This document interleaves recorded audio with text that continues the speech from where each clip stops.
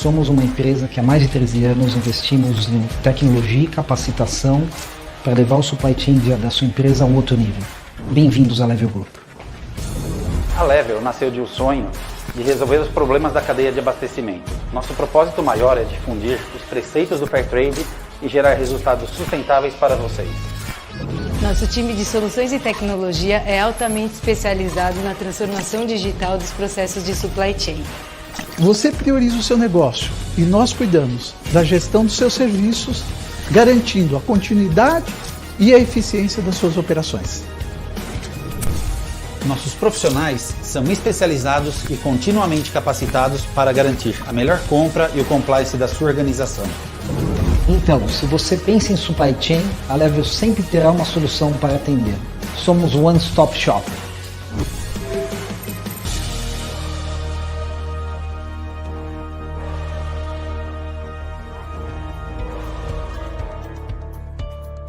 Parece mais um dia normal nos escritórios Regos, mas não é. Eu vou mostrar um pouquinho da minha rotina aqui no escritório para vocês. Então vem comigo, vocês vão conhecer um pouco mais. Vocês vão conhecer um pouco da minha rotina aqui dentro, como são as minhas manhãs no escritório. E depois eu vou mostrar um pouquinho de como a nossa ONG trabalha e como a gente está instalado aqui nos escritórios Regos.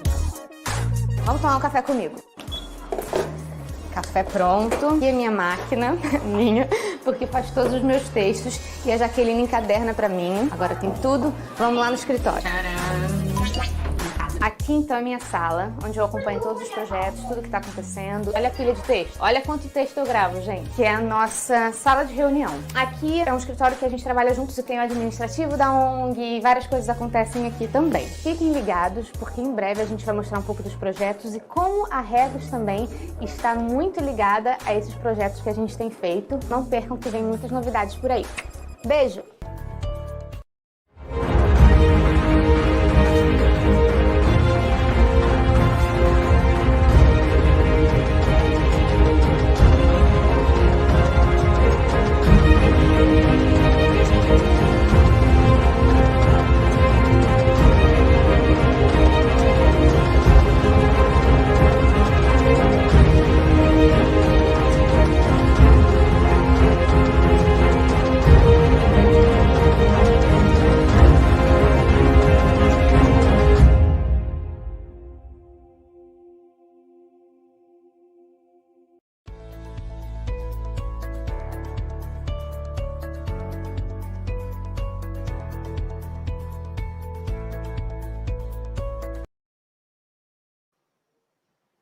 Muito bem-vindos a mais uma edição do Intox Digital Powered by Verity, com apoio Level Group e Regos Spaces do Brasil. Eu sou o Vitor Gonçalves, Head de Inovação e Agilidade da Verity, e tenho o prazer de receber hoje aqui para uma conversa fantástica sobre pessoas no centro da tecnologia, o nosso querido, a lenda, quem diria que ele estaria aqui um dia, Michel Lente. Seja bem-vindo, Michel. Obrigado, Vitor. Obrigado. Prazer. Super obrigado pelo convite. Muito bom estar aqui com vocês. Muito bom, cara. É uma honra também ter a sua companhia aqui e também uma honra ter a companhia de você que está acompanhando nosso encontro, mais uma edição aqui do Intox Digital. E a gente tem certeza de que hoje vai ser mais um encontro fantástico e a gente quer contar com a sua participação. Então, aquele momento que você já sabe, mas não custa repetir, pega esse link, compartilha com seus amigos, dispara isso nos grupos de WhatsApp, para as pessoas da tua família, do trabalho, para todo mundo. O que a gente vai dizer aqui é algo que todo mundo precisa saber, até porque o cara que nos acompanha hoje está conectado no mundo da internet desde que tudo era mato, né? A expressão que a gente tem usado aqui.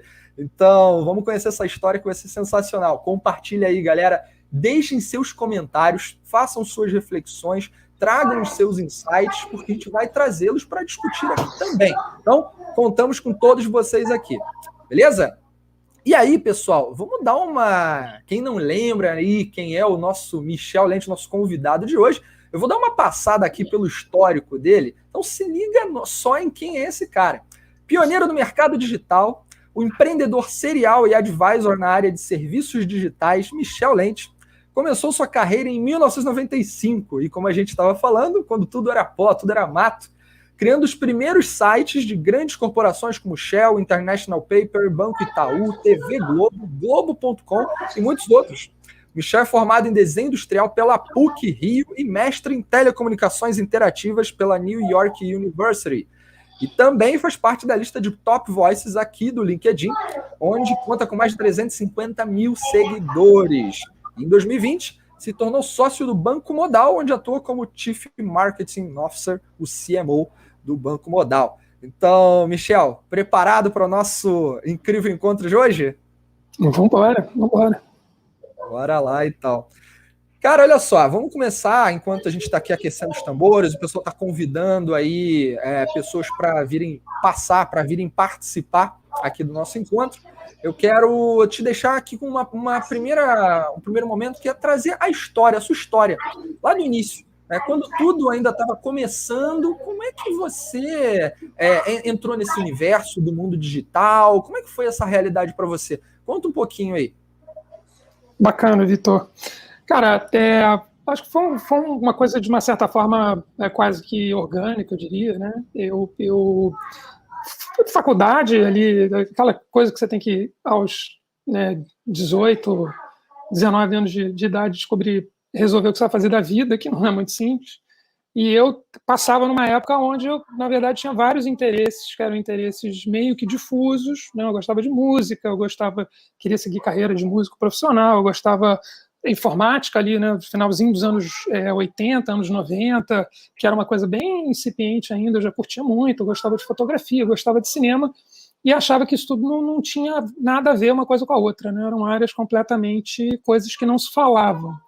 E aí, nessa época, começou a aparecer uma nova área, que era a área da multimídia, onde, na verdade, para você ser bom em multimídia, você precisava efetivamente entender um pouquinho dessas coisas todas, de música, de cinema, né, de vídeo de uma forma geral, fotografia, informática, essas coisas todas. Então eu falei, cara, eu encontrei essa área e falei, eu preciso trabalhar com isso.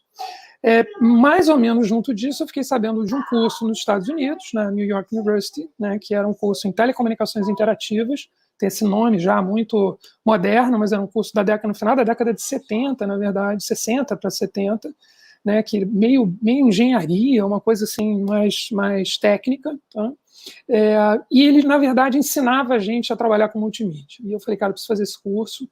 Era um mestrado em Nova York, precisava de bolsa, né, NYU, uma universidade privada, e eram várias coisas adversas ali naquele momento, mas eu consegui juntar um pouco as coisas todas, consegui fazer o curso, né, consegui uma bolsa de estudos aqui do governo brasileiro, eu consegui, né, enfim, passar no processo, foi uma coisa assim, quase que meio predestinada. Quando eu cheguei nos Estados Unidos, lá no curso, isso comecei em 94 para 95, começou a aparecer nos computadores da universidade um íconezinho do Mosaic, que era o primeiro browser. Eu já estava usando a internet ali para e-mail e essas coisas, mas aparece o Mosaic como o primeiro browser e a primeira forma de você usar a web, né? E eu falei, cara, isso aqui vai mudar o mundo, vai mudar absolutamente tudo. A gente eu preciso entender o que é essa história. Comecei a trabalhar, né, com HTML ali logo no começo, né, já tinha cartazes na universidade de gente procurando programador HTML, e eu não sabia o que era HTML, fui estudar, aprendi um pouco a trabalhar com isso, né, enfim, peguei aqueles primeiros livros, aprendo HTML uma semana, né, enfim, fui lá até segunda, terça-feira e peguei o primeiro trabalho já como HTML, e, cara, a nossa função era fazer site naquele momento, portanto, estava ali em 95, nos Estados Unidos, né, assim, no coração da web comercial começando, eu também estava começando a carreira. Então, quando eu brinco, né, que quando eu cheguei na internet era tudo mato mesmo, né, a gente não tinha quase ninguém trabalhando com isso, me lembro de conhecer poucos brasileiros na época que trabalhavam com esse assunto.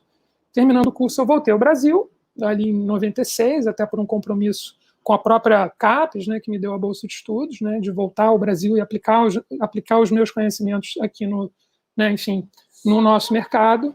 E voltei para cá e começamos aí a botar de pé as primeiras empresas e fazer os primeiros sites. Então passou pela minha mão o primeiro site do Itaú, o primeiro site do Jornal do Brasil, na verdade eu fiz o segundo site do Jornal do Brasil, a gente fez site do Biquíni Cavadão, fizemos, enfim, um monte de primeiros sites, né, em primeiras empresas, meio nessa construção do que era lá atrás essa indústria, digamos assim, né, do mercado digital que a gente chama hoje, e que na época era muito, muito, muito incipiente, né? Então foi um pouco fazer as primeiras coisas e inventar as primeiras empresas, né? E aí já me puxou um pouco a ver empreendedor a partir daí, e aí seguimos a vida, enfim, com essa oportunidade.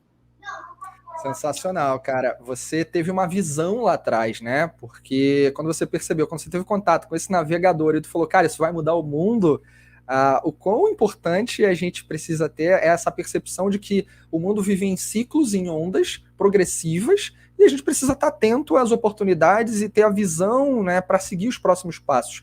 Então, isso eu não tenho dúvidas que fez uma alavancagem muito grande dentro da teu modelo mental e também dos resultados que você teve até aqui. Agora, cara, como é que foi, antes até de entrar numa questão importante que a gente vai falar aqui de liderança, como é que foi o teu sentimento de estar ali desbravando essas primeiras empresas digitais, né? Como foi construir essas primeiras empresas digitais? Como é que elas eram? Hoje a gente ainda fala de transformação digital, mas quando a gente pega lá a internet sendo comercialmente difundida lá no início dos anos 90 até aqui, a gente tudo bem, dependendo do ponto de vista, para alguns é muito tempo que existe a internet, para outros é tempo muito curto, né? Mas a gente ainda fala de transformação digital, mas naquela época, o que era uma empresa digital, cara? Como é que elas funcionavam? Como é que eram esses padrões? Como é que você interpreta isso? Não, excelente pergunta. Cara, a gente fala em digital hoje em dia, né? Realmente naquela época a gente não tinha muito esse conceito, né? As pessoas não sabiam o que era a internet, as empresas não tinham acesso à internet, né? Era de uma forma geral, eu me lembro da gente, eu criei a primeira empresa que a gente criou ali lá atrás, que era 10 minutos, era uma empresa que era uma produtora de sites, né? E você ligava a gente comercialmente, né, tentando fazer coisas, você ligava e dizia assim, não, você quer fazer a gente trabalha com internet, aí o cara diz assim, não, mas internet eu já tenho TVA, na época a TVA era TV por assinatura da Abril, né, e a pessoa achava que confundia net com internet, né, a gente fez um site do Ronaldinho, o Ronaldo Nazário ali em 1997, que gerou uma matéria espontânea no Jornal Nacional, e tinha o Fernando Vanucci ainda, na época, apresentando, explicando o que era a internet. A internet é a maior rede de computadores, e o Ronaldinho já está lá em vários idiomas, etc. Então, cara, as pessoas não sabiam o que era. Eu acho que, assim, a gente percebeu de largada ali, né, eu, meus sócios, outras pessoas, do potencial que esse mercado viria a ter um dia, né, mas era muito incipiente. Então, o que acabava acontecendo era uma mistura de não ter mercado nenhum.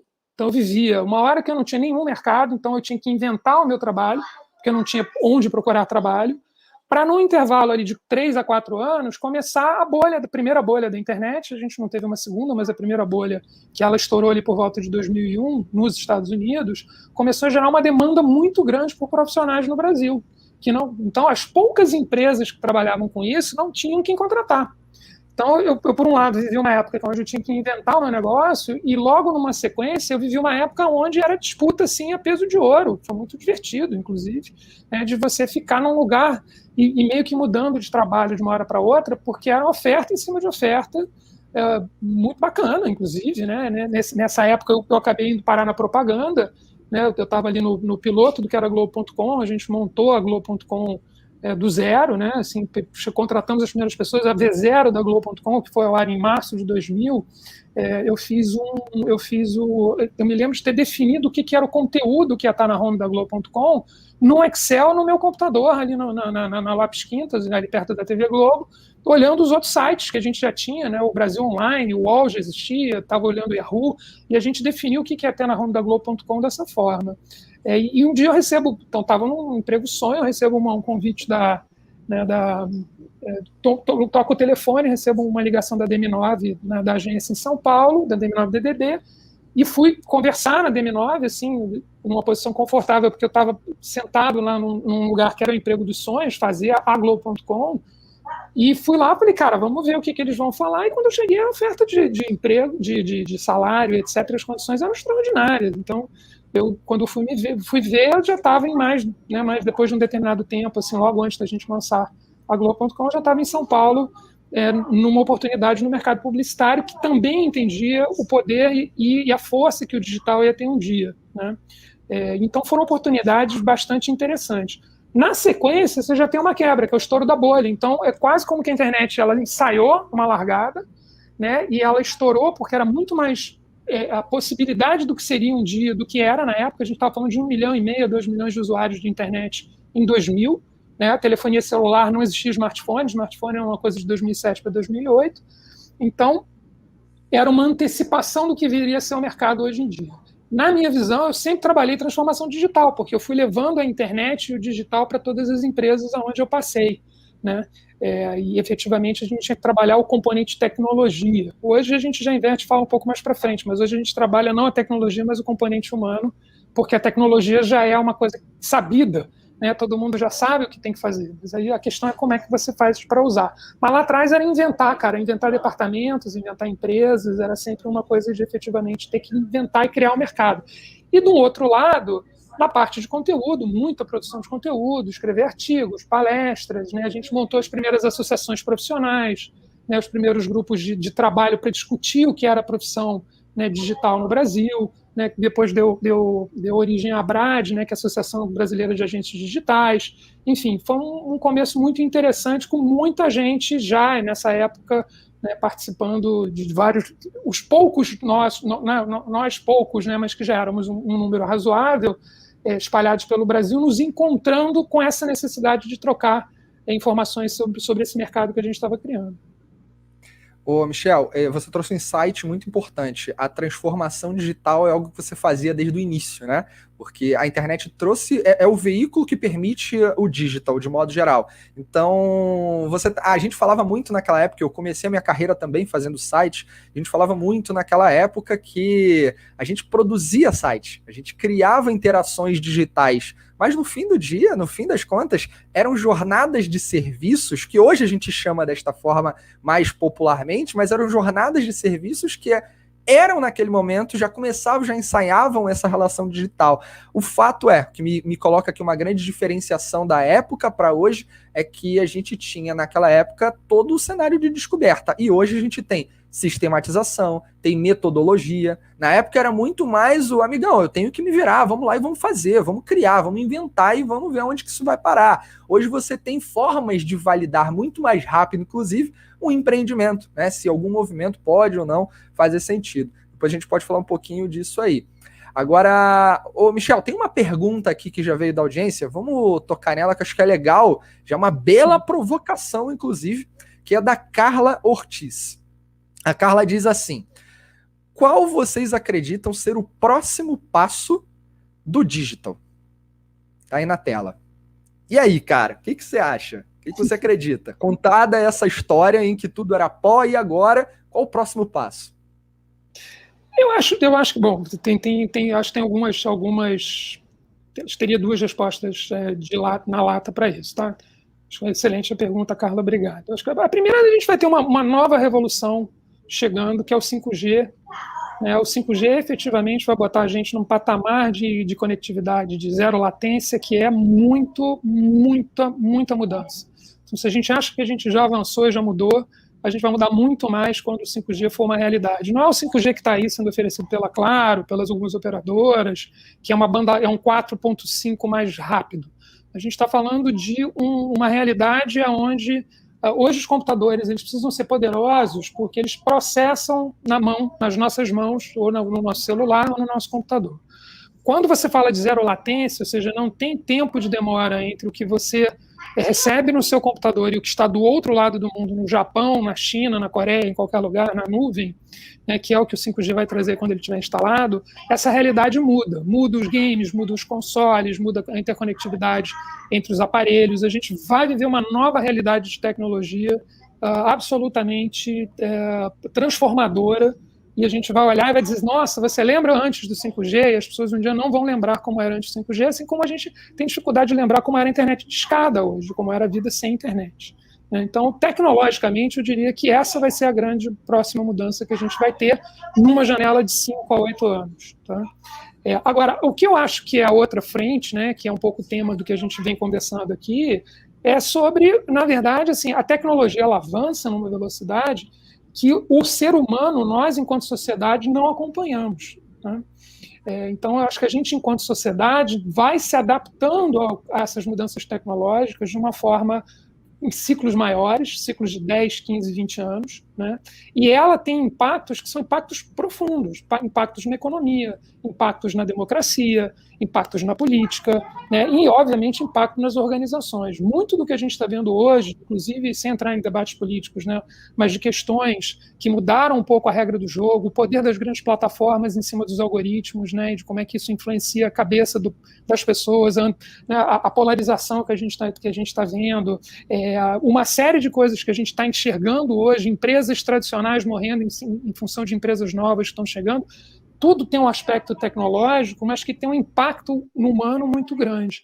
Então, eu fico contente da gente começar, na medida que, claro, o 5G ainda vai chegar, mas eu sinto que a tecnologia está cada vez mais normalizada, no sentido de que ela faz parte do nosso dia a dia e a gente não está muito preocupado mais como é que ela funciona, que eu acho que é isso, a gente não quer saber se a luz como é que a luz elétrica funciona, a gente quer saber se ela existe ou não, né? Então a gente já está nesse estágio de tecnologia e a gente pode começar a discutir como é que a gente faz para que ela funcione a nosso favor enquanto sociedade, né, enquanto indivíduos. Tem toda uma questão aí de telemedicina, né, novos formatos de trabalho, gig economy, tem um monte de coisa que são componentes que é o lado humano, né, impactado pela tecnologia. Então, eu diria, para a resposta da Carla, né, enfim, sem me alongar muito, tem duas. Uma é uma mudança tecnológica, que é o 5G, mas a principal, para mim, é a gente conseguir absorver, enquanto sociedade, enquanto empresas, enquanto indivíduos, o que essa tecnologia nos traz de ruim e de bom, né, principalmente o que ela traz de bom. Cara, essas reflexões que você trouxe aqui, obrigado, inclusive, pela resposta e também pela pergunta aí, Carla, elas são muito da revolução antropológica, né? Não somente a tecnológica, isso está caminhando cada vez mais junto.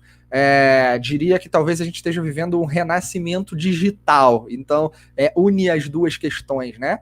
E essa viagem ao futuro que a gente fez aqui brevemente, vamos dar um passo atrás e conectar no nosso presente do digital. E aí vou pegar o gancho de uma coisa que você acabou de falar, né? Você falou muito de que as pessoas estão sendo impactadas. Então vamos falar logo da nossa questão, que são as pessoas no centro disso tudo.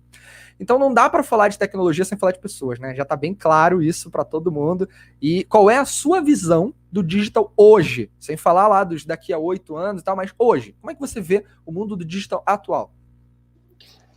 Eu acho que a gente tem, por um lado, avanços extraordinários, e por outro lado, ainda eu enxergo de uma forma sistêmica, digamos, né, se for colocar isso num contexto histórico, de novo, sem conseguir fugir de olhar 10 anos à frente, a gente vai olhar para hoje e vai dizer, cara, como era rudimentar a nossa vida lá atrás, né? A gente olha hoje quando tem um bom aplicativo, e aí eu estou aqui olhando para o universo do banco, né? A gente olha assim, cara, o Nubank é uma grande referência para todos nós, evidentemente. Você diz, cara, olha como está bem feito, olha como está bem, como tá bem resolvido. E por um lado, sim, é verdade, por outro lado, é o básico. Né? Não é que nada assim, cara, extraordinário. A nossa média é muito ruim. E não é uma média ruim porque as pessoas são incompetentes, é uma média ruim porque é um desafio, enquanto corporação, você efetivamente conseguir poder colocar bons produtos e serviços na rua. Então, eu acho que a gente já hoje tem o digital aqui introjetado, mas a gente ainda lida com questões muito estruturantes. Assim, eu acho que a gente ainda tem uma oferta de produtos e serviços, na média, muito ruim. E não é ruim porque as pessoas não querem, é ruim porque a gente, enquanto sociedade, enquanto empresas, enquanto corporações, não teve tempo de amadurecer isso ainda. Quando a gente fala, né, as pessoas no centro, eu como venho do design, né, o design sempre foi olhar as pessoas no centro, né, desde que existe o desenho industrial, ali no final no meados da década, final da década de 50 e início da década de 60, já era uma visão, ou arquitetura, lá na Alemanha de 20, na Alemanha de 30, no Bauhaus, já era uma disciplina que olhava problemas da sociedade ou problemas do ser humano e tentava trazer soluções. Então eu acho que hoje o que a gente está vendo como sociedade, que é muito bom, é que as empresas entenderam que nem que seja por uma jogada de marketing ou uma jogada, né, enfim, para ficar bonito na foto, que elas precisam encontrar o seu propósito, e o propósito normalmente está em resolver problemas da sociedade. A gente está deixando uma época onde eu criava produtos e serviços, e depois eu criava produtos, e depois eu criava demanda para o produto. Né? Como é que eu faço para o cara gostar do meu produto, do meu serviço? Né? Então, fazer propaganda, dizer, olha, o meu produto é legal, compre o meu produto. Né? E aí, no final das contas, esse produto, às vezes você tinha que criar uma necessidade para ele. E hoje a gente vê a sociedade com uma série de questões, as startups, na verdade, e as novas propostas, né, que chegam, que são as mais interessantes, são propostas de empresas que vêm solucionar problemas das pessoas. Né? Então, eu acho que a gente está num momento muito interessante. Os unicórnios, de uma forma geral, quase todos são unicórnios que acabam trazendo soluções que a gente chama de disruptivo, mas que são, na verdade, só um novo olhar para um problema que já existia e que não estava sendo atendido pela sociedade. Né? Então, eu vejo hoje as empresas, de uma forma geral, se preocupando cada vez mais em entender quais são os problemas das pessoas e como é que a gente resolve isso do ponto de vista de produtos e serviços que vão nos atender. E a tecnologia ela é central, não tem mais como fazer isso se não for através da tecnologia. Muito bom, Michel. Essa consciência que a gente está discutindo aqui é a consciência digital, né, que as empresas precisam ter para que os próximos passos sejam dados. E antes da gente dar um próximo passo aqui na nossa conversa, eu quero mais uma vez agradecer a quem está nos acompanhando aqui agora. Então, tem uma galera acompanhando a gente no YouTube, no LinkedIn. Então, eu vou falar aqui algumas pessoas: Marina, Daniel, Mariana, Carla, a Carla que perguntou, fez uma pergunta aqui para a gente, Josué, Rogério, Marco Antunes, querido Marco Antunes, Wagner Drummond, Alexandre Santos, Mauro Memória, Maurício, Janine. Galera, muito obrigado, Manuel. Vocês que estão aqui, obrigado pela participação e deixem suas questões, que, aliás, eu passei aqui por algumas e vou trazer uma provocação interessante. O Alexandre Santos disse o seguinte, lá no YouTube, né? Já existem, quando você estava falando, Michel, da questão da tecnologia, do 5G, e ele trouxe um ponto interessante. Já existem protótipos de 5G, de operação médica com médico em outro continente, né? As cirurgias intercontinentais. E aí quero puxar isso porque a gente está vivendo essa revolução tecnológica, mas também antropológica, porque para ver, se o robô está operando um paciente e o médico está em outro continente, por acaso vamos supor que aconteça um problema na cirurgia. De quem é a culpa? É do fabricante do robô ou é do médico? Como é que funciona isso? Então tem muitas questões a serem superadas, né, Michel? Como é que você enxerga essa questão? Perfeito. Um abraço para a Alê Santos, a gente já trabalhou juntos em algumas oportunidades, um amigo muito querido. Cara, essa pergunta é ótima, Vitor, porque vou pegar um exemplo muito prático. A gente estava ontem fazendo uma discussão lá no banco sobre adaptação dos espaços, né, para a realidade pós-pandemia, né, entendendo que a gente percebeu, já sabia, né, e eu acho que a pandemia ela foi um grande acelerador de transformação digital, né, a gente fala muito isso, e percebeu que o trabalho remoto não só ele era possível, como ele era desejável em muitas questões. Né? E aí a discussão passa por exemplo, legislação, CLT, né, passa por, se a pessoa está sentada em casa e ela tem um problema de coluna, e ela está trabalhando remoto, de quem é a responsabilidade? A gente, enquanto empresa, tem que mandar uma cadeira? E se tiver um acidente doméstico com a pessoa em casa? Né? Se você tiver um acidente no ambiente de trabalho, a responsabilidade ela é da empresa. Se você tiver um acidente no caminho, no trajeto do trabalho, de casa para o trabalho, dentro da regulamentação trabalhista, também é uma corresponsabilidade da empresa em muitas situações. Então, a gente vai ter que ter mudanças que são mudanças sistêmicas, né? Mudanças que são mudanças efetivamente que vão, como você colocou, é uma questão da lei, né? Então, qual é a regulamentação? E se o médico que está operando, né, do Japão, ele não pode ser afetado pela lei brasileira e eventualmente teve um problema numa cirurgia, como é que eu processo cara, né? Ou como é que eu vou atrás do sujeito que está do outro lado do planeta? A gente, enquanto sociedade, já está com gap, vai ter um gap muito grande né, do ponto de vista de legislação, do ponto de vista de sistema, a própria democracia, né, na nova lógica dos algoritmos, a forma de você fazer marketing político mudou completamente, né? Então a gente tem muita coisa que tem que aprender enquanto sociedade, se adaptar enquanto sociedade, e isso é um processo que demora, ele não é um processo. Por isso que quando a gente fala, nossa, eu tenho 26 anos que eu estou trabalhando com digital, é nada do ponto de vista histórico. É claro que eu estou vendo e estou aqui fazendo minha contribuição para a construção da indústria, mas daqui a 100 anos vai ter sido... Eu continuo achando que a gente eu me sinto meio, como é que se fala, brother do Henry Ford em 1920, construindo aqueles calhambeques, entendeu? Que no limite é isso, temos 20 anos. Óbvio que a tecnologia ela evolui com mais velocidade, então vamos ser condescendente aqui. Então eu não sou o Henry Ford em 1920, mas eu sou o cara da Chevrolet em 1950. Não é muito diferente disso, entendeu? A gente não avançou tanto ainda enquanto sociedade para abraçar essa nova tecnologia, e eu acho que ela ainda vai ter impactos muito profundos em tudo, como a gente funciona, inclusive do ponto de vista de economia. Né? A gente viu ontem, saiu uma notícia de que no meio dessa pandemia louca que a gente está vivendo no Brasil, a gente teve 17 ou 20 novos bilionários aqui no Brasil. Isso é uma loucura, né? Tem gente passando fome, e não é uma crítica aqui, tá? Não é uma crítica aos indivíduos, né? Mas é uma constatação de que tem uma coisa que está muito desequilibrada e que a gente vai ter que encontrar, enquanto sociedade, soluções para isso. Que são os problemas são impulsionados pela tecnologia, mas as soluções passam por pessoas. Né, e passam por discussões políticas e passam por discussões sistêmicas da sociedade, que eu acho que é o ponto de início e de fim. Do mesmo jeito que eu, enquanto desenvolvedor de produto e serviço digital, estou preocupado com o meu usuário, ou com o meu cliente, ou com a pessoa que vai usar, né, nós, enquanto sociedade, enquanto empresas, né, que estamos usando essas novas ferramentas tecnológicas, precisamos entender como é que a gente faz para que isso funcione de uma forma legal. E você pode ter duas origens para fazer isso. Ou você é um cara legal, que eu sempre prefiro essa história, eu quero realmente o melhor para a sociedade, ou então você vai olhar pelo viés numérico. Se não fizer isso, vai dar ruim, vai dar problema, vamos ter problemas do ponto de vista da empresa, que vai perder para um concorrente novo, que não vai conseguir se adaptar, e vamos ter problema enquanto sociedade do ponto de vista de equilíbrio social mesmo. Estou falando aqui de questões, inclusive, de reenquadramento e reentendimento do que é o capitalismo, enfim, são assuntos que dariam outros papos que a gente não vai entrar, né? Muito bom, Michel. Eu vou pegar um outro gancho agora aqui, mais um comentário. Então, é um comentário aqui da Janine Cosme, que trouxe assim, lá no LinkedIn. As pessoas perguntam quais os desafios de tecnologia do meu negócio. Né? Perguntam para ela, quais os desafios de tecnologia do seu negócio?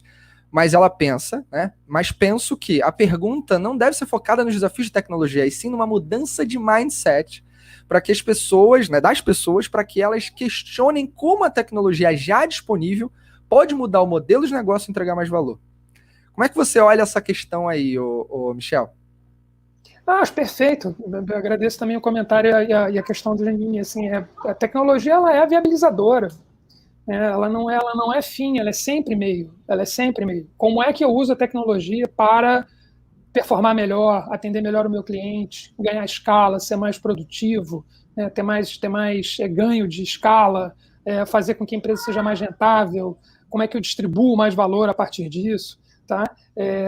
Efetivamente, eu acho que isso é uma coisa que a gente começa a entender cada vez mais, que a tecnologia pela tecnologia, ela só acelera ou só viabiliza coisas que não eram possíveis antes.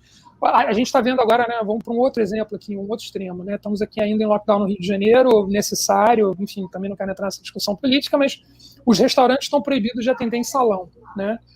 Quando um restaurante está proibido de atender em salão, mas ele atende entrega e atende se alguém passa lá para pegar, a lógica é completamente diferente. A quantidade de restaurantes dark kitchen, né, que são só a cozinha, que a gente viu surgir durante a pandemia, é enorme. E o dark kitchen, ele funciona, inclusive é uma concorrência muito desleal, porque você entra no iFood, pega um restaurante que é só cozinha, né, que não tem custo de salão, não precisa pagar o ponto, não paga aquele aluguel, não tem garçom, não tem maître, e eu não quero entrar na discussão do desemprego, tá, porque junto disso vem a sociedade. Mas eu consigo fazer uma cozinha que ela está totalmente preparada para uma forma de funcionar para atender delivery. Então, a tecnologia aqui vem fazer o quê? Vem fazer com que o custo para mim, consumidor, seja mais razoável, que eu não preciso pagar um monte de coisa que eu não teria que pagar, que é de uma outra era, na era em que eu passo. Claro que eu quero continuar podendo ir a restaurantes, mas antes só tinha restaurante com ponto comercial na rua. E no momento que você começa a fazer delivery, no momento que você começa a entender que você, né, que o delivery é uma forma de você trabalhar com comida e entregar comida, você cria uma outra dinâmica, uma outra lógica, né? E eu acho que beneficia as pessoas de uma certa forma, né? Então, eu acho que a tecnologia ela sempre vem como um facilitador, um acelerador, ou, no limite, alguma coisa que venha melhorar como a gente faz as coisas, mas sempre como meio, nunca como fim, né? Muito bom, muito bom. Eu vou puxar. Aqui é um gancho atrás do outro, cara. Você me deu um ponto aqui, levantou a bola para um tema que é liderança. Porque como é que a gente vai pensar em novos modelos de negócios em que sejam utilizados com inteligência as tecnologias e as possibilidades disponíveis, se a liderança não tiver esse apetite, esse olhar e não cuidar das pessoas? Então, antes só de chegar nisso, quero só fazer um disclaimer aqui rapidinho, que é um negócio legal. O Maurício trouxe uma questão aqui, no momento que ainda a gente falava sobre o 5G, né? E ele trouxe uma questão, tem ideia de quanto tempo efetivamente teremos o 5G? Eu quero deixar aqui, Maurício, e todos que se interessam por esse tema, que uma recomendação. A gente teve uma live também aqui do Intox Digital, Powered by Verity, que foi apresentado pelo Thiago Alves, com a Georges Brana da Ericsson, e foi exatamente sobre 5G para a retomada da economia. Então, caça aqui, volta lá e procura essa live, porque tá sensacional e ela é bem focadinha, tá? E aí, então, obrigado também, Maurício, por trazer essa provocação. Michel, vamos lá. Liderança. Como a liderança impacta na construção dessas empresas que buscam o digital agora com mais intensidade? E a gente sabe que as pessoas no centro da tecnologia é um caminho sem volta. Então, como é a liderança, o impacto da liderança e como ela deve se portar diante desse cenário todo? Muito bom. Eu até um pouco fazendo um retrospecto do ponto de vista de carreira profissional, né, para chegar no ponto, Vitor. Como eu vim do design, né, então da criação de produtos e serviços, e depois eu tive que passar pela criação de empresas porque não tinha mercado, como eu coloquei para vocês, e acabei me vendo num determinado momento em situações onde efetivamente eu estava à frente de empresas e fui aprendendo a parte financeira e a parte de gestão, etc. Né? Nessa trajetória, eu fiquei bastante tempo trabalhando com propaganda também, com publicidade, e ainda peguei tempos áureos da publicidade ali no começo dos anos 2000, onde a televisão faz ainda, mas na época fazia muita diferença, né? E fui me dando conta, na medida que o digital foi chegando, que não adiantava mais você dizer que um produto era bom, principalmente quando a gente teve as redes sociais. Porque você ia lá na televisão e falava, é bom, vamos lá pegar um exemplo, uma coisa clássica aí, a turma, né, deve ter acompanhado, sei lá, de 10 anos atrás, mas Omo lava mais branco, era um claim do Omo, né? Omo lava mais branco numa época, podia ser um claim, mas se você faz o Omo lava mais branco hoje em dia, você vai pegar o Ariel, ou vai pegar o sabão em pó numa rede social, vai lavar tudo com o mesmo sabão, com sabão diferente, vai dizer, não lava mais branco, a menos que ele lave, eu não estou aqui entrando num julgamento de valor. Não adianta mais eu falar que um produto é bom. Quem fala se o meu produto é bom ou não é a pessoa, são os usuários. Né? A construção de marca ela não é feita dizendo, isso aqui que eu estou fazendo é legal. A construção de marca ela é feita com as pessoas usando o meu produto, o meu serviço, dizendo para os amigos, isso é legal. Então, como é que eu faço uma pessoa dizer que o meu produto ou serviço é legal? Eu preciso criar um bom produto ou serviço. E aí eu falei, cara, eu quero agora, né, voltar para produtos e serviços, que vem lá do design da coisa que eu fazia. E eu me dei conta que produtos e serviços, né, aí na jornada profissional, eles são reflexos de uma cultura de uma empresa.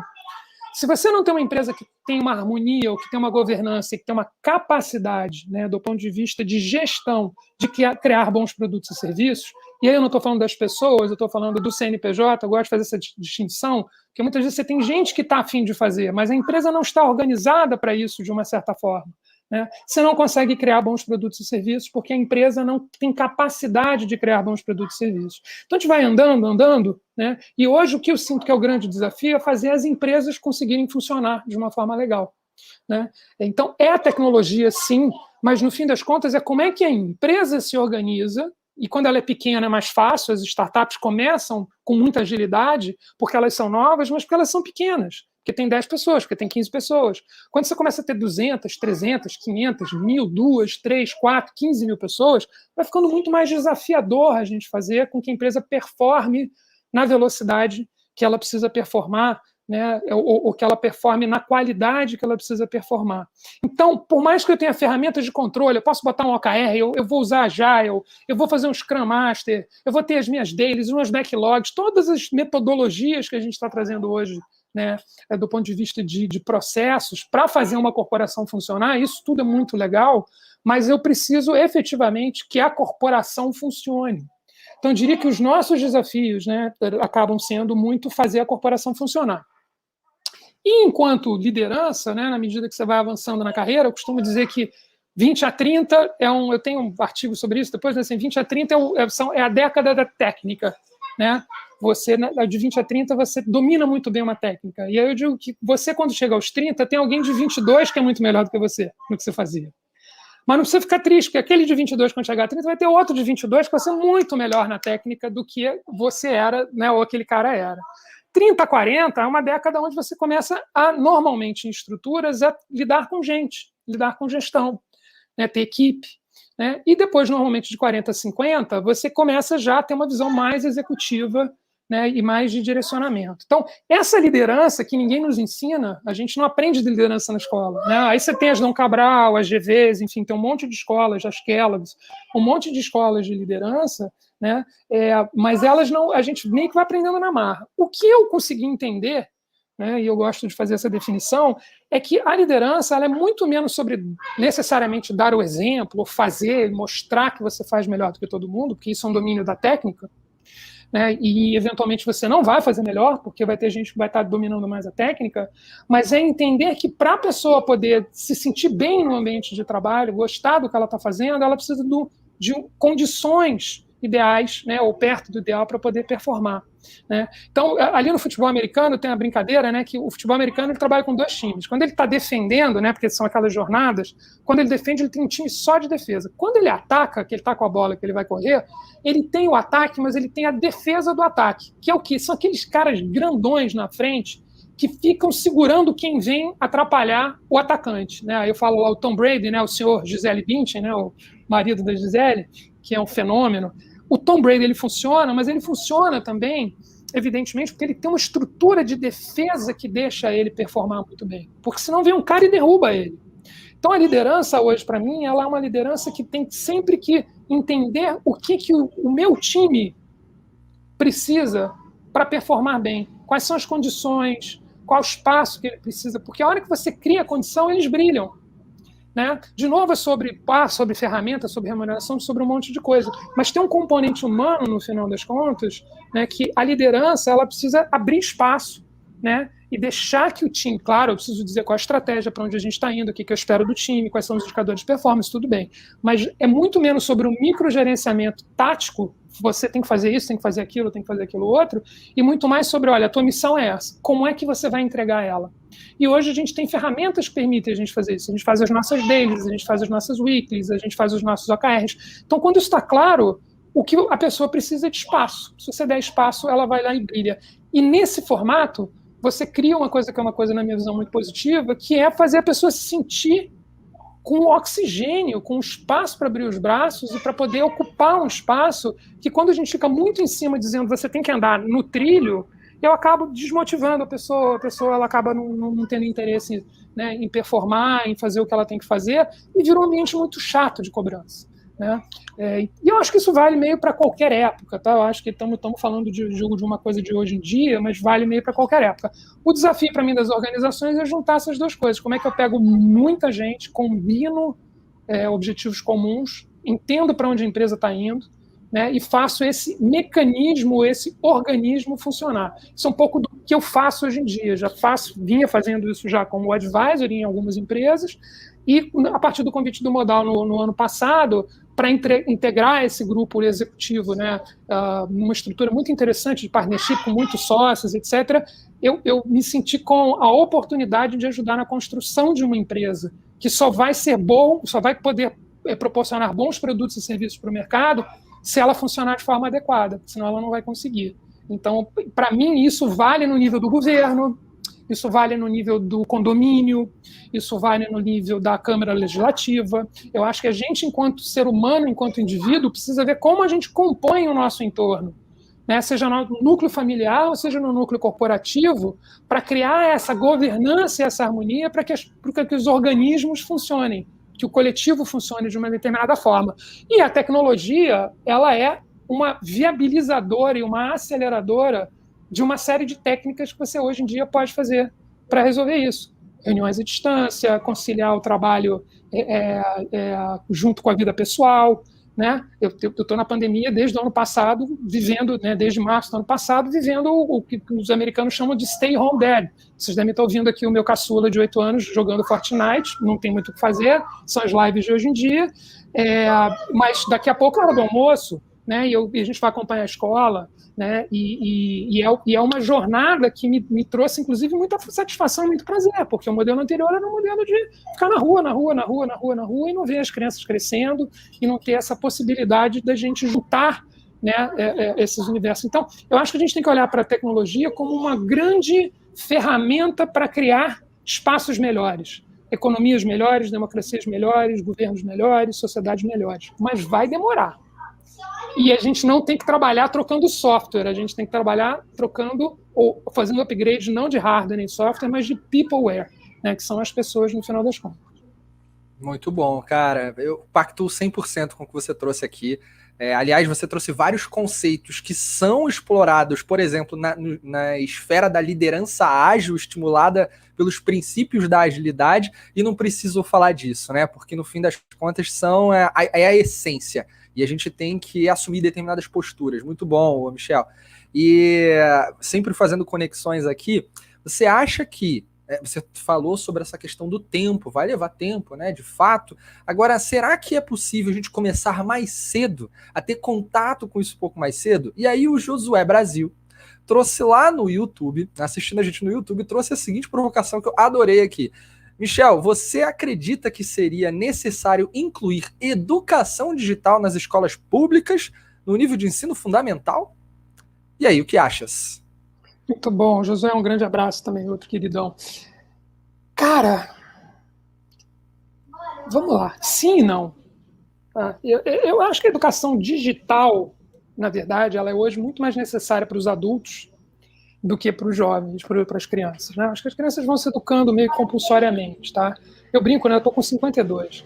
E eu brinco que, assim, a grande maioria dos meus amigos, claro, tem todos os meus amigos da minha geração, mas eu tenho muitos amigos com 30 e poucos, ou 40, 30 e muitos, 30 e meios e 40 e poucos. Porque, evidentemente, como eu fui trabalhar né, enfim, nesse universo de tecnologia, meu mindset, minha forma de usar a rede social, pensar tecnologia, enfim, a minha própria forma de me comportar, às vezes tem mais ressonância com a turma que tem 10, 15, 20 anos, às vezes menos do que eu, do que necessariamente a turma da minha geração. Para a turma da minha geração e depois, a educação digital ela é ainda uma necessidade, eu diria. Tem muita gente que está falando comigo outro dia, não embarquei no TikTok. Aí eu brinco assim, como você não embarcou no TikTok? Você acabou? Você vai passar os próximos 30 anos da sua vida aonde? Né? Como assim já decretou que não vai entrar nessa história? Tô velho, pelo amor de Deus.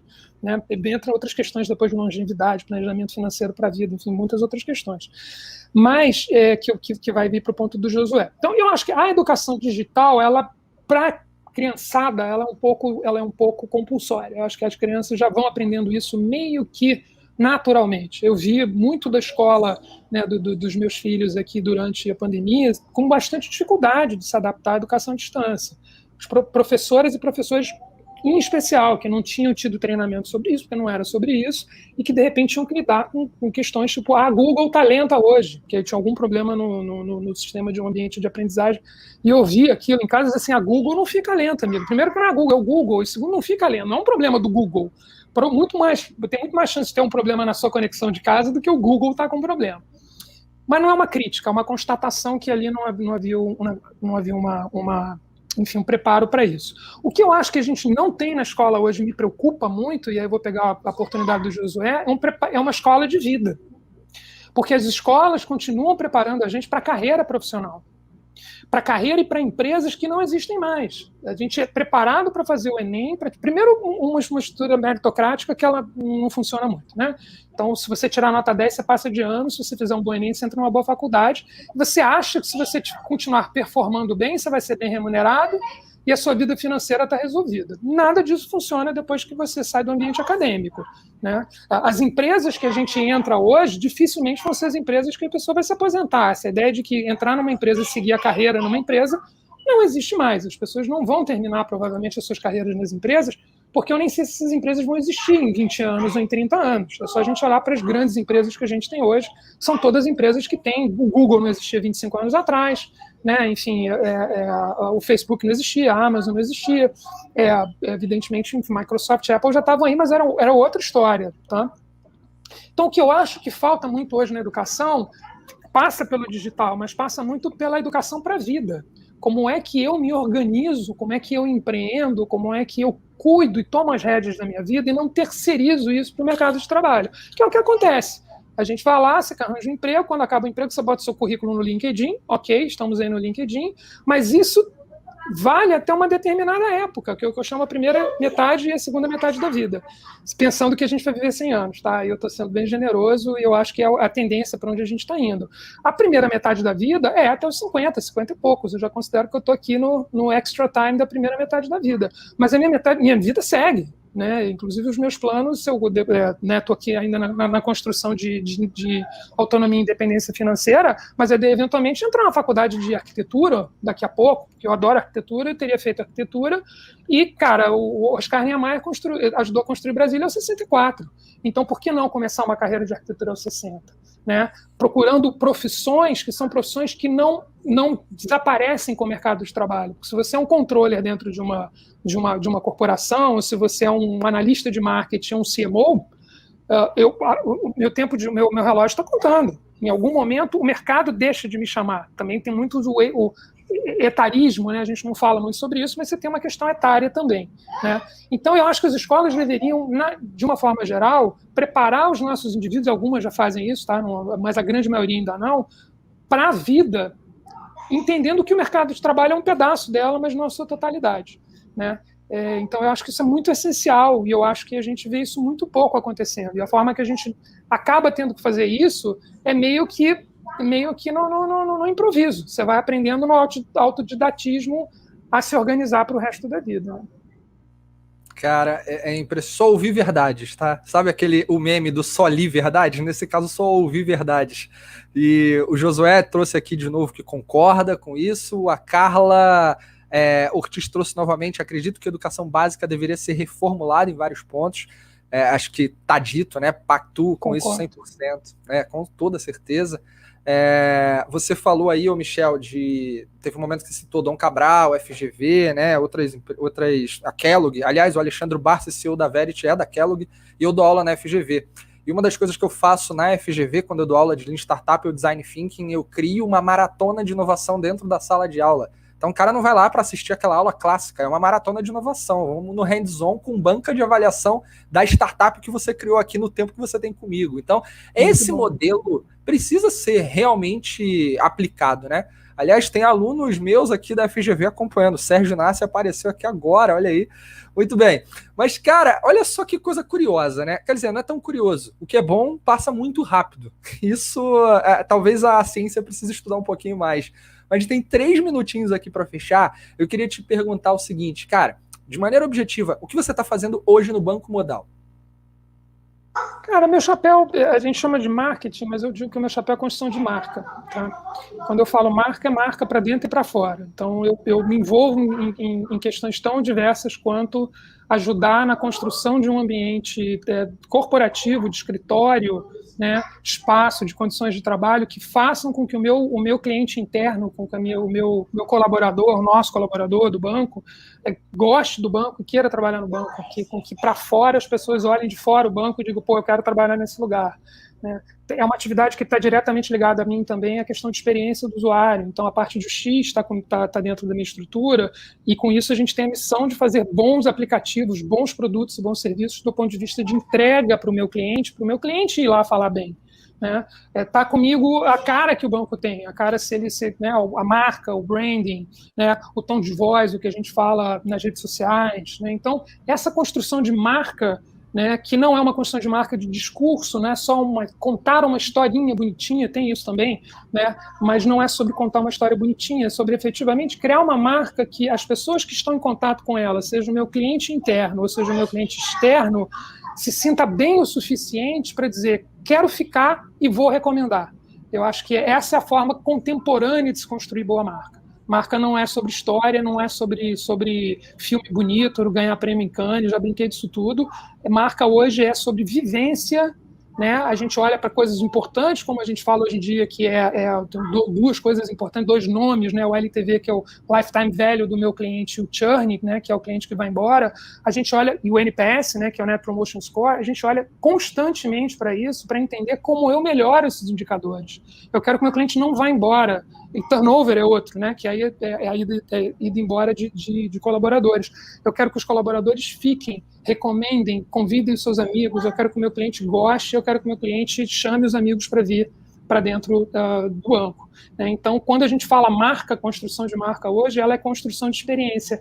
E a experiência só é possível se a gente puder agir no nível da governança. Então, eu preciso também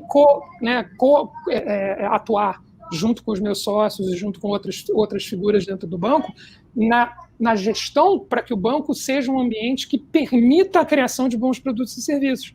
Porque se o banco, na sua governança, não tiver condição de fazer isso, vai ter problema em tecnologia, vai ter problema em todos os lugares, né? Então, é uma missão dupla, porque eu preciso entregar lá na ponta para o meu cliente o dia a dia, mas para que isso seja feito, eu preciso ajudar para que a engrenagem do banco, né, e a gente fala do CNPJ, né, o CNPJ funcione de uma forma bacana. Então, esse, para mim, é o desafio. É um pouco o que eu vinha fazendo já com empresas de forma pontual, né, faço ainda com algumas startups, empresas que estão em estágio de crescimento, e agora, pegando isso numa escala, fiz isso em agências e outras empresas pelas quais eu passei e montei, e agora num tamanho maior, com um desafio que é um desafio não só de aprender muito sobre o mercado financeiro, que é uma novidade para mim, mas também de ter ali centenas de milhares de clientes, que é o que a gente tem, e travar essa jornada de conseguir entregar um bom serviço na ponta, né? Fazer com que o meu cliente na ponta se sinta bem atendido. Não é fácil, se fosse fácil estaria feito. Então, quando a gente olha para Claro, para TIM, para Oi, reclama de todo mundo que a gente vê aí, eu acho que tem que reclamar sim como cliente, mas tem que entender que se fosse fácil estaria feito. É uma frase que eu adoro. Eu acho que as empresas têm dificuldade de fazer isso porque elas são grandes. O Uber está com dificuldade, o Nubank está com dificuldade, né? Enfim, mesmo as empresas novas, elas chegam a um determinado momento onde o tamanho delas começa a ser uma questão muito desafiadora. E um pouco é isso hoje em dia, né? E eu acho que voltando atrás, é um pouco o que a gente estava falando do desafio dos governos, dos desafios, né, enfim, seja do condomínio, seja do nosso, né, da nossa família, essa gestão das pessoas, né, e dos ambientes complexos do ponto de vista de muita gente junto, eu acho que é o grande desafio que a gente tem enquanto sociedade, para tornar uma sociedade mais justa, né, e eu consigo ver isso em escala desde o indivíduozinho ali olhando para a sua vida, né? Nós, indivíduos, olhando como a gente organiza a nossa vida para além do mundo corporativo, até como a gente, enquanto sociedade, se organiza enquanto estruturas complexas, baseadas aí não em tecnologia, mas baseadas em pessoas. E a tecnologia vem ajudar, mas se a gente não olhar para as pessoas, a gente não sai do lugar.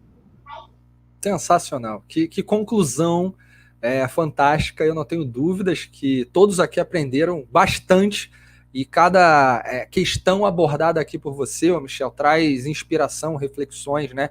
E que a galera consiga levar isso para o seu dia a dia e traga resultados, né? Que é o que a gente também tanto espera, com tanto esforço. Ô, Michel, para a gente fechar aqui, cara, conta para a gente como é que o pessoal te acompanha, que iniciativas você tem, como é que tá esse teu momento, e já aproveitando para fazer as suas palavrinhas finais. Maravilha, Vitor. Bom, de novo, muito obrigado. Foi um prazer, cara, bater papo contigo. A gente é em contato há muitos anos, direto e indiretamente. Cara, eu tenho uma coisa que eu deixo o convite para quem quiser bater algum papo. Eu tenho um projeto já desde 2018 que eu chamo de Café com Lente, pegadinha, né? Café com Muito Lente. bom. Que é, na verdade, um café. Eu digo, não é uma mentoria, não é coaching, mas é uma hora, eu reservo aí 3, 4 horas por semana, o povo pode entrar no site, me segue no LinkedIn, acho que é a coisa mais fácil, né, mas também entra no meu site lente.digital e agenda, né, o Café com Lente é uma conversa sobre, eu digo que é planejamento de vida, planejamento de carreira, né, então eu basicamente, hoje a minha, digamos, divisão de tempo é uma divisão voltada aí essencialmente para o banco e para o meu desafio nessa sociedade, né, e de ajudar a fazer essa empresa se tornar, né, a construção de marca, a construção de experiência da sua forma plena, né, e gosto muito de poder trocar ideias e tomar café com gente para falar um pouco de carreira e um pouco de vida, para aproveitar um pouco e dizer, olha, é só a minha opinião, mas o que eu estou enxergando daqui é isso, e isso tem sido muito enriquecedor. De 2018 para cá, eu devo ter falado aí aproximadamente com mais de 600 pessoas, quem sabe em algum momento vira um livro, vira alguma coisa, porque tem sido uma experiência muito legal. Então, está aberto, não é muito fácil, normalmente tem agenda lá para frente, a gente agora já fechou maio, deve ter, enfim, agenda para junho, mas quem tiver interesse, insiste um pouquinho lá, que dá para achar um horário em algum momento. Muito bom. E quando sair esse livro aí, eu quero o meu autografado, tá? Já deixa registrado isso aqui gravado. Vai ser um prazer. Michel, meu querido, muito obrigado. Foi incrível contar com você aqui no Intox Digital, Powered by Verity, apoio Level Group e Regos do Brasil, Regos Spaces do Brasil. Hoje aqui, mais uma vez, fazendo o papel do nosso querido Thiago Alves e conduzindo esse nosso papo fantástico. E quero também agradecer a você que acompanhou a gente aqui, cara, uma audiência super legal e o povo gostou, hein, Michel? Tem vários comentários aqui, Jailson, excelente bate-papo, Maurício Rodrigues, excelente visão, exploração dos assuntos com argumentação plausível, Melissa, live incrível, parabéns, muito obrigado, e Josué, né, que trouxe aqui uma provocação para a gente também. Valeu, Vitor, e grande abraço para o Michel. Então, um grande abraço para todos vocês aqui. E tem um detalhe importante, né? Novas lives estão sempre aparecendo aqui no Intox. Acompanhe a nossa programação e a gente se vê no nosso próximo encontro do Intox Digital. Até lá. Tchau. Valeu, gente.